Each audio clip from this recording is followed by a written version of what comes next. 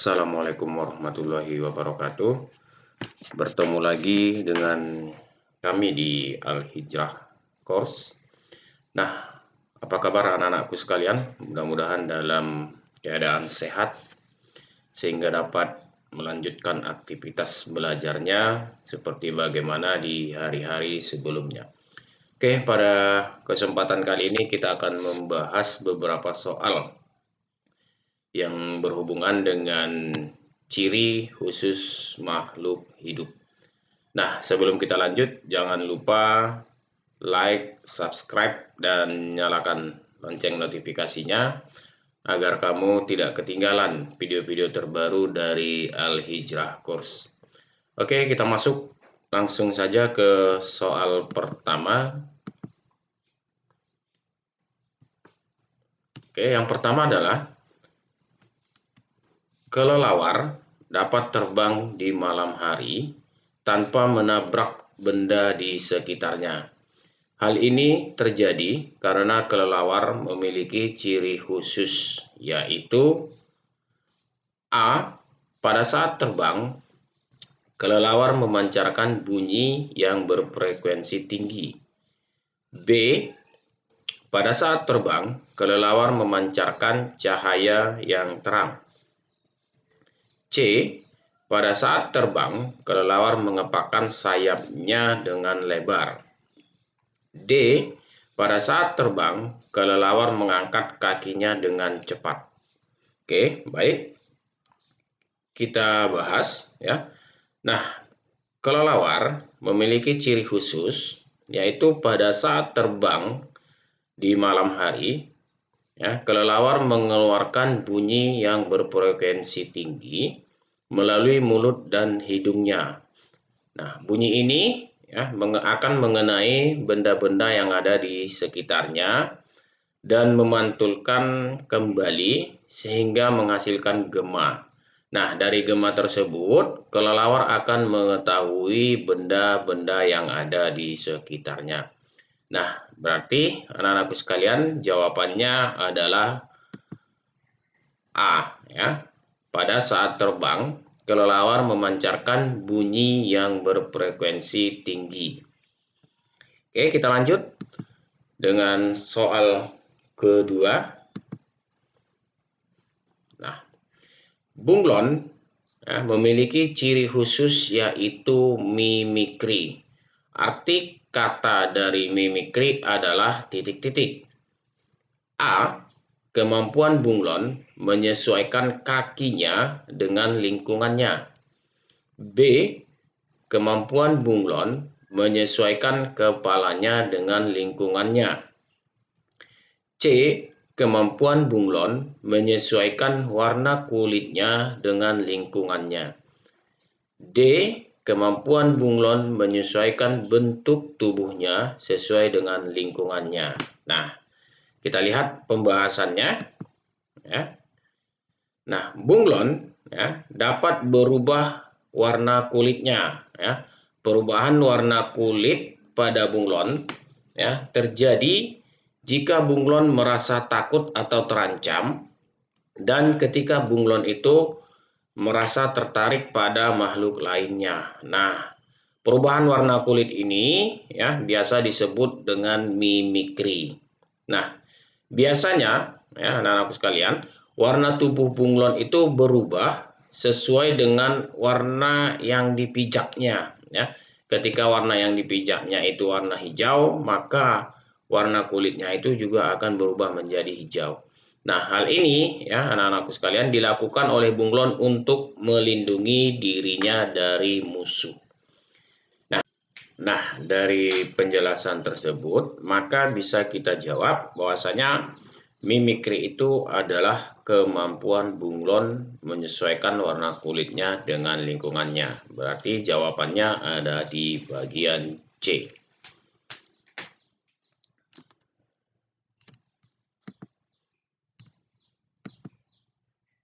Baik, kita lanjut dengan soal nomor 4. Salah satu ciri khusus unta adalah memiliki bulu mata yang panjang. Nah, bulu mata yang panjang pada unta berfungsi untuk titik-titik. A. Melindungi air mata unta agar tidak kering. B. Melindungi mata unta dari terpaan pasir yang berterbangan. C. Melindungi mata unta dari sinar matahari. Dan D. Melindungi mata unta dari serangga. Kita lihat pembahasannya. Nah, unta memiliki beberapa ciri khusus, ya. Di antaranya adalah memiliki punuk dan memiliki bulu mata yang panjang. Nah, pada soal ini yang ditanyakan adalah ciri khusus bulu mata yang panjang. Nah, bulu mata yang panjang ini ya pada unta berfungsi untuk melindungi mata unta dari terpaan pasir yang berterbangan. Nah, kenapa banyak pasir berterbangan? Karena seperti yang kita ketahui, biasanya unta itu hidup di daerah padang pasir, ya. Sehingga ketika angin kencang, maka akan terjadi badai pasir, ya. Nah, untuk melindungi matanya, maka unta ini memiliki bulu mata yang panjang. Berarti dari pembahasan tersebut jawabannya adalah B, yaitu melindungi mata unta dari terpaan pasir yang berterbangan. Oke, kita lanjut soal berikutnya. Soal kelima, ya. Daun yang bundar dan lebar pada teratai berfungsi untuk titik-titik. Yang pertama, A. Menyerap cahaya, memudahkan penguapan dan melakukan fotosintesis. B. Memantulkan cahaya, memudahkan penguapan dan melakukan fotosintesis. C. Menyerap cahaya, memperkecil penguapan dan melakukan fotosintesis. D. Memantulkan cahaya, memperkecil penguapan dan melakukan fotosintesis. Oke, kita lihat di pembahasan, ya. Teratai memiliki beberapa ciri khusus, ya, antara lain daun yang bundar dan lebar. Dengan daun yang lebar tersebut, ya, maka daun akan menyerap, ya, cahaya matahari, ya, dengan tujuan untuk memperlancar peristiwa fotosintesis. Selain itu, ya, karena daun yang lebar juga akan memudahkan terjadinya penguapan. Nah, di sini kita lihat yang pertama adalah untuk menyerap cahaya matahari, ya, dan yang kedua untuk peristiwa fotosintesis dan penguapan, memudahkan penguapan. Nah, kita lihat jawabannya adalah A, yaitu menyerap cahaya, memudahkan penguapan, dan melakukan peristiwa fotosintesis. Kita lanjut dengan soal berikutnya. Ya, soal nomor 6. Bau busuk yang dikeluarkan oleh bunga Rafflesia bertujuan untuk titik-titik. A. Mengusir lalat untuk tidak mendekat. B. Membunuh lalat untuk dimakan. C. Menarik lalat untuk penyerbukan. D. Menarik lalat untuk membuat madu. Kita lihat pembahasannya. Bunga Rafflesia, ya, disebut juga sebagai bunga bangkai. Bunga Rafflesia ini mengeluarkan bau busuk yang sangat menyengat. Nah, bau busuk yang dikeluarkan oleh bunga Rafflesia ini bertujuan untuk mengundang lalat supaya datang untuk membantu proses penyerbukan. Berarti jawabannya ada di bagian C. Oke, kita lanjut dengan soal berikutnya.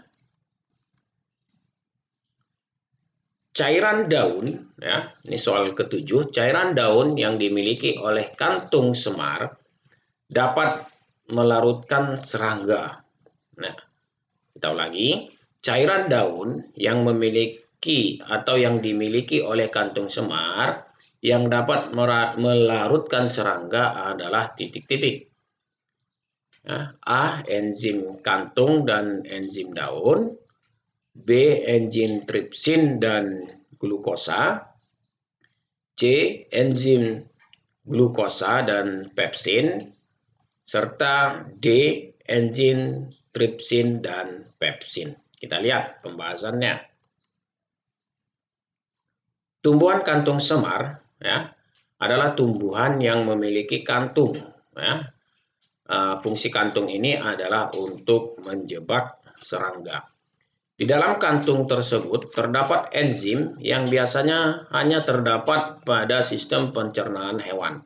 Tetapi ya, pada kantung semar, enzim yang ada pada sistem pencernaan hewan ini ada juga pada kantung semar. Enzim tersebut adalah enzim tripsin dan pepsin yang berfungsi untuk melarutkan serangga. Berarti jawabannya adalah di bagian D. Oke, itu dia tadi beberapa soal yang berhubungan dengan materi ciri khusus makhluk hidup, baik itu hewan maupun tumbuhan. Oke, untuk pertanyaan-pertanyaan silahkan ya di kolom komentar. Kemudian nanti akan kita coba jawab ya. Nah, itu saja untuk pertemuan kita hari ini. Jangan lupa sekali lagi like, share, dan subscribe channel kita ini untuk dapat berkembang dan menjadi lebih besar lagi. Demikian, Assalamualaikum warahmatullahi wabarakatuh.